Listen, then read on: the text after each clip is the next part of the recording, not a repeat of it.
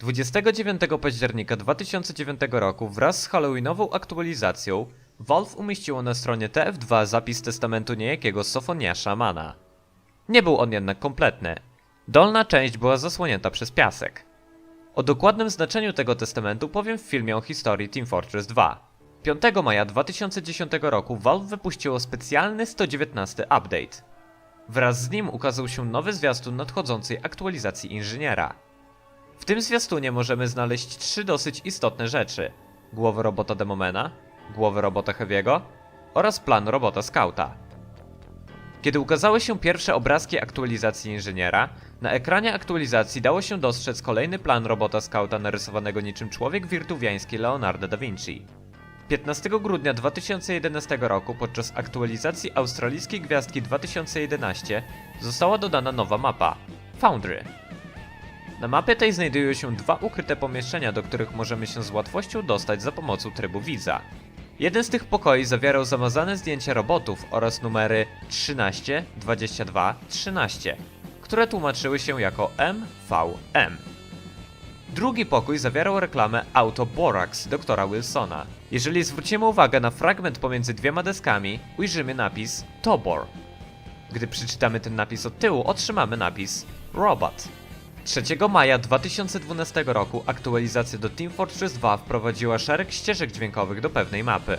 Można w nich wszystkich było zobaczyć napis MVM oraz wpisy takie jak krok giganta Heavy'ego, krok giganta Demomena, krok giganta Scouta, krok giganta żołnierza, krok Sentrybustera, czołg i tym podobne. Na mapie Doomsday, która ukazała się wraz z aktualizacją Pyromanii, możemy znaleźć kolejne ukryte pomieszczenie. Są w nim 4 identyczne fotografie z mapy Foundry oraz nowa mapa przedstawiająca 3 lokacje: Manworks, Jamę Śmierci oraz Kaktusową Dolinę. Były to nawiązania do 3 pierwszych map nadchodzącego nowego trybu.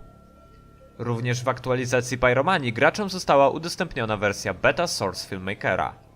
W plikach tego programu można było znaleźć modele robotów, które były niemalże identyczne jak te widziane 2 lata wcześniej w filmie z inżynierem.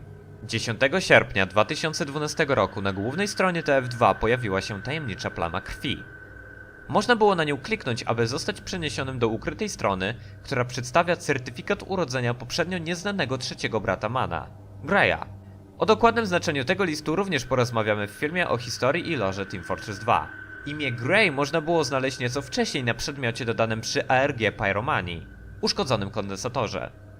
Znajdował się na nim jeszcze jeden ciąg liczb, który po rozdzieleniu na 4 części i dopasowaniu do odpowiadających mi liter w alfabecie dawał hasło Grey. Tego samego dnia Team Fortress 2 otrzymało aktualizację, która dodała na tych mapach gigantyczne niebieskie transportery, które można było dostrzec w oddali.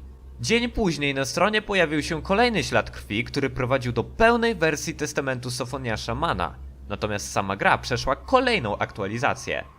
Valve dodało do schematu przedmiotu kondensatora kilka nowych linii zapisanych tzw. kodem MD5. Każda klasa miała sobie przypisany inny kod. Dodatkowo gracze mogli ten kondensator założyć jak zwykły przedmiot. Jeżeli ktoś przybyłby piątkę dla gracza, który miał wyekwipowany kondensator, na czacie ukazywał się wtedy następujący tekst. Medyk mówi: czy słyszałeś historię z 1252, gdzie PDA destrukcji, boli muszka kleparka, coś specjalnego dla kogoś specjalnego, Uber piła, strachliwy pagórek, skrzynka, boli muszka kleparka, patelnia i administratorka weszli do baru? Fragmenty, które zapisałem kursywą, mogły się zmieniać w zależności od tego, jaka klasa miała wtedy na sobie założony kondensator. Tak więc każda z wiadomości mogła mieć na początku inną klasę, rok oraz dopasowane przedmioty w zależności od okoliczności, w jakich kondensator został założony. Sytuacja była nieco podobna do ciągów MD5 z poprzedniego ARG. Należało ułożyć całe 9 ciągów MD5, po jednym na każdą klasę w odpowiedniej kolejności. Kolejność w tym wypadku ustanowił zmieniający się rok. Aby dopasować odpowiednie ciągi do nazw przedmiotów, należało ułożyć nazwy tych przedmiotów w kolejności alfabetycznej i przełożyć na ciąg szesnastkowy. Kolekcjonowanie wszystkich możliwych do wyświetlenia wiadomości przez graczy wkrótce przyniosło owoce. Poprzez przetworzenie wiadomości udało się wytworzyć 9 różnych kodów przypadających na każdą z klas. Kody te prowadziły do różnych typów plików. Pliki kodów Scouta, Pyro, Heavy'ego oraz Medyka prowadziły do obrazka PNG. Kod żołnierza dawał nam plik ZIP. Kod inżyniera prowadził do pliku tekstowego zapisanego kodem C++. Snajper miał przypisany pliczek MIDI, natomiast szpieg miał link prowadzący do pliku zip zawierającego folder z kluczem KeyPass. KeyPass jest to menadżer haseł użytkownika. Przechowuje on informacje, do których dostęp można uzyskać podając odpowiednie hasło lub plik klucz. Możemy więc powiedzieć, że jest to typowy wirtualny safe.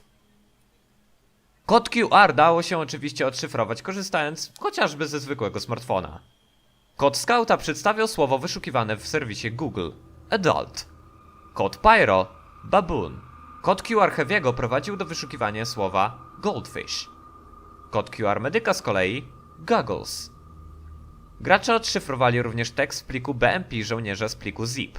Słowo, jakie przedstawiał ten plik, to councilman. Kod ASCII Demomena przedstawiał słowo Apollo. Kawałek kodu C++ inżyniera pozwolił wyłonić słowo resistor. Używając alfabetu Morsa na pliku MIDI Snipera, można było uzyskać słowo unicorn. Wszystkie te hasła były pierwszym krokiem do otworzenia bazy danych z pliku szpiega. W tym momencie na scenę wkracza tak zwana lista słów Pretty Good Privacy.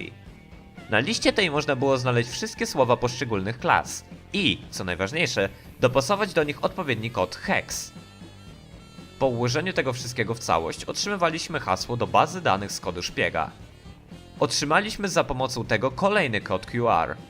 Należało teraz złączyć wszystkie pozostałe kody z tym nowym i skorzystać z tzw. alternatywy wykluczającej, aby uzyskać wymagany wynik. Tłumacząc to prościej, po prostu nakładaliśmy na siebie wszystkie dotychczasowe kody QR, aby się odpowiednio nawzajem powykluczały. To, co pozostało, było naszym linkiem. Ten link z kolei prowadził do tego obrazka. Był to specjalny przepis z 8 przedmiotów dostępnych w grze.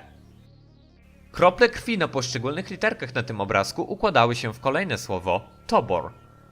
Kiedy gracze połączyli ze sobą wszystkie wymienione tam przedmioty, każdemu graczowi, który przebywał obecnie w grze, ukazała się globalna wiadomość. Wykryto naruszenie systemu. Proszę nie kontaktować się z administratorką w www.teamfortress.com/Blood Brothers. Był to ostatni cel ARG.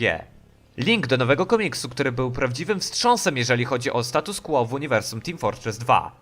Ale o tym również pogadamy przy jednej okazji. Następnego dnia Valve we wpisie na swoim blogu Team Fortress 2 pogratulowało wszystkim graczom, którzy rozwiązali ARG i ogłosili jego zakończenie. Wyrazili przy tym swój pełen podziw, mówiąc, że spodziewali się, że dotarcie do komiksu zajmie społeczności kilka tygodni.